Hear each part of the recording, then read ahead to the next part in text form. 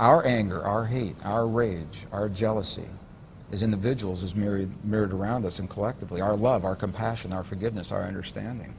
So I think this is the generation that gets to learn that new way of being and embrace. And I acknowledge as a scientist, this is a very different way of thinking about the world. It's very different from what I was taught and trained and conditioned on the one hand. On the other hand, it's what the science is showing and the evidence.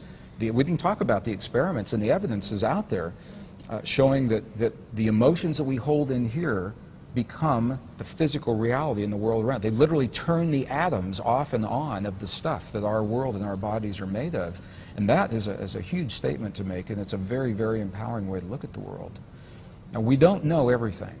We don't know everything there is to know about the divine matrix or how it works, and we could study another 100 years maybe and still not know. But I believe we can apply what we do know. We know enough now to know there's an effect.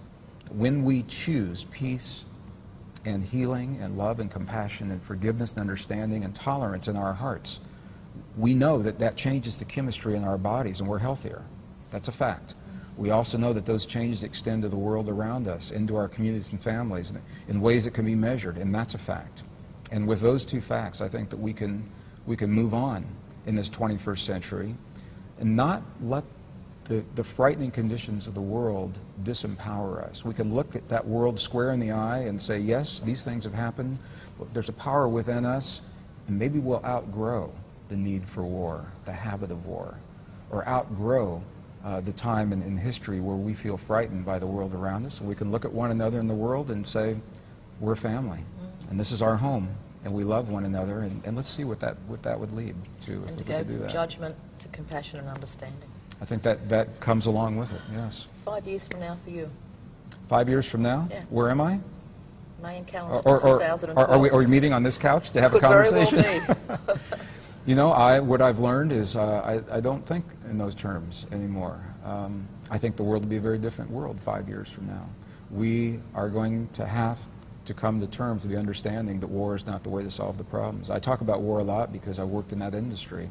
And I have a passion for doing whatever I can to help us get over this habit of war. I'm an optimist. I believe in humankind. I believe in our power, our wisdom, our love. I believe the studies show that we are not violent by nature.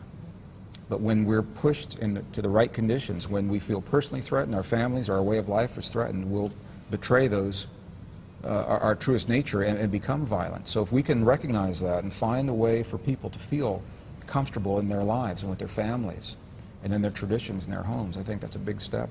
And I think that's where the world will be 5 years from now. Okay, so just as we're completing the program, the Mayan calendar 2012, which is 5 years. 2012, sure. What's your version? What's your take on it? Actually, there's a new documentary. It was just released in the States. I'm part of that documentary. It's called 2012, where a number of authors have been brought together and researchers to talk about this. It's interesting to me. The Mayan calendar began 5,000 years ago, and it ends at the solstice on 2012. It ends on the day that all the planets in our solar systems are aligned. In May of 2006, Western scientists were able. The last solar cycle ended, so they were able to predict when the midpoint of the next cycle will occur, and it happens to be right during the 2012 convergence time, and they're saying that it'll be a doozy, that we will have solar influences like nothing like we've seen in modern times. So science is telling us when those planets line up, the magnetic fields, there's a pull. When those, all of those influences converge, the calendar ends then, I think it says to us there's a window of opportunity, something's going to happen. Yeah.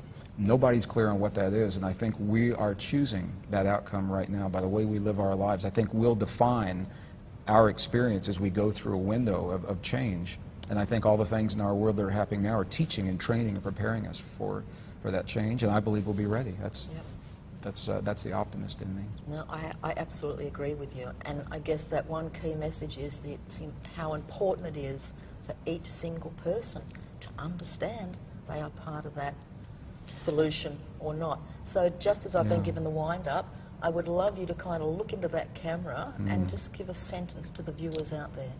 To the viewers out there, what I'll say is that the world around us is nothing more and nothing less than a mirror of what we've created individually and collectively in our hearts.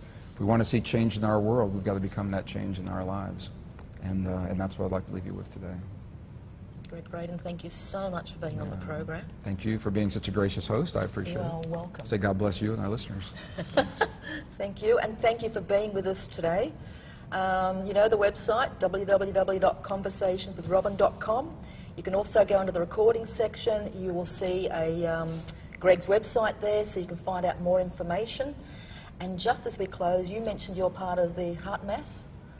I work closely with the folks at the Institute of HeartMath. And they're coming out in August? They are, I believe they're on tour Australia in August. I was licensed as an independent author to work with their material independently, and we do that. And you know the question I'm going to ask now as we finish? There's one more last question? Absolutely. Can you put a good word in for the show to see if they'll come on and be a guest?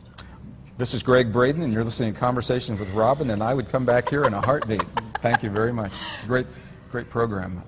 We travel all over the world, and people, it's so rare to have a program like this where people can have this kind of a conversation, and it's a tremendous service you're doing for your community. So I'd like to say thank you, and thank you to all the technical folks that made this happen today.